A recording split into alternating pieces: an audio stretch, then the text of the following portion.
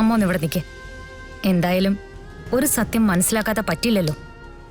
എന്നോട് അടുപ്പം കാണിച്ചിരുന്ന ഗാഥയാണോ അല്ലയോ എന്ന് ഞാനൊന്ന് നോക്കട്ടെ.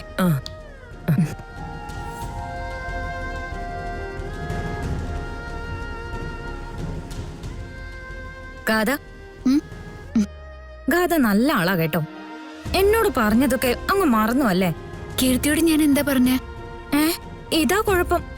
എന്തൊക്കെ കാര്യങ്ങൾ എന്നോട് പറഞ്ഞിരുന്നേ? മുത്തശ്ശിയെ കുറിച്ച്, അമ്മാവനെ കുറിച്ച്. അതൊക്കെ വെറുതെ എന്നെ പറ്റിച്ചതാ. കീർത്തി, എനിക്ക് അതൊന്നും ഓർമ്മയില്ല. ആക്സിഡന്റ് സംഭവിച്ചതുകൊണ്ട്. ആക്സിഡന്റ് സംഭവിച്ചുകൊണ്ട് ഗാഥയ്ക്ക് ഓർമ്മയൊന്നും പോയിട്ടില്ലല്ലോ. അല്ല, ഗാഥ തന്നെയല്ലേ അന്നെന്നോട് അങ്ങനെയൊക്കെ പറഞ്ഞത്? പിന്നെ എന്തൊക്കെയാ മുൻപ് പറഞ്ഞെന്നങ്ങ് പറഞ്ഞു കൊടുക്കടി മോളെ. അപ്പൊ അറിയാലോ ആരാ എന്താ പറഞ്ഞെന്നൊക്കെ. കീർത്തി, ഞാൻ അടുക്കളയിലേക്ക് പോവാ. അല്ല, അവിടെ നിക്ക്.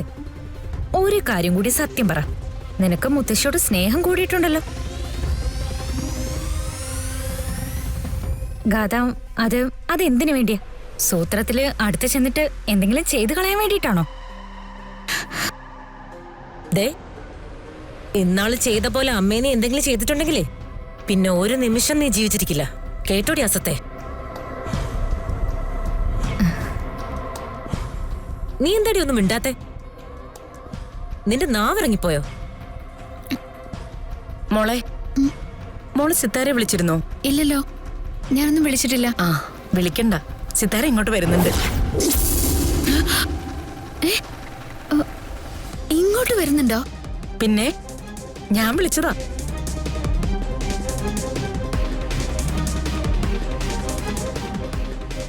മമ്മിയോട് സർപ്രൈസ് പറയാന്ന് പറഞ്ഞിട്ട് മോള് പറഞ്ഞില്ലല്ലോ. എന്നാ പിന്നെ മമ്മിയുടെ വരവ് മോൾക്കൊരു സർപ്രൈസ് ആവട്ടെ എന്ന് ഞാനങ്ങ് കരുതി. നേരിട്ടങ്ങ് പറഞ്ഞു. അപ്പൊ മമ്മിയുടെ സന്തോഷം അതൊന്ന് കാണാലോ. അത് അങ്ങനെ വന്നാൽ ശരിയാവില്ല. അങ്ങനെ വന്നാൽ ശരിയാവില്ലല്ലോ. ശരിയാവില്ല, വന്നാൽ ശരിയാവില്ല. ശരിയാവില്ല, വന്നാൽ ശരിയാവില്ല.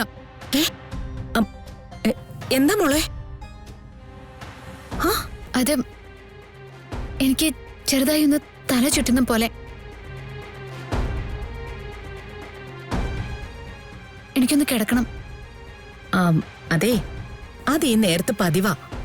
ഇനിയിപ്പോ 1-2 മാസം തലകറക്കവും ഛർദിലും ഒക്കെ ഉണ്ടാവും. വാ, നമുക്ക് മുറിയിലേക്ക് പോവാം. വാ വാ മോളെ.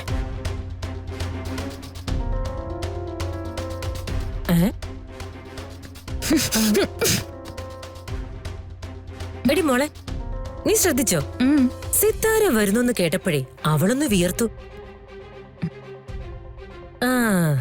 സിത്താര വരുമ്പോ അറിയാം കാര്യങ്ങളുടെ കൃത്യമായൊരു കിടപ്പ്. അവരെ ഏറ്റവും വലിയ കുഴപ്പം. വരട്ടെ. വേറൊന്നും പറ്റിയില്ലെങ്കിലും ഈ 2 ഗാഥമാരുടെ കാര്യമെങ്കിലും വെളിച്ചത്ത് കൊണ്ടുവരണം.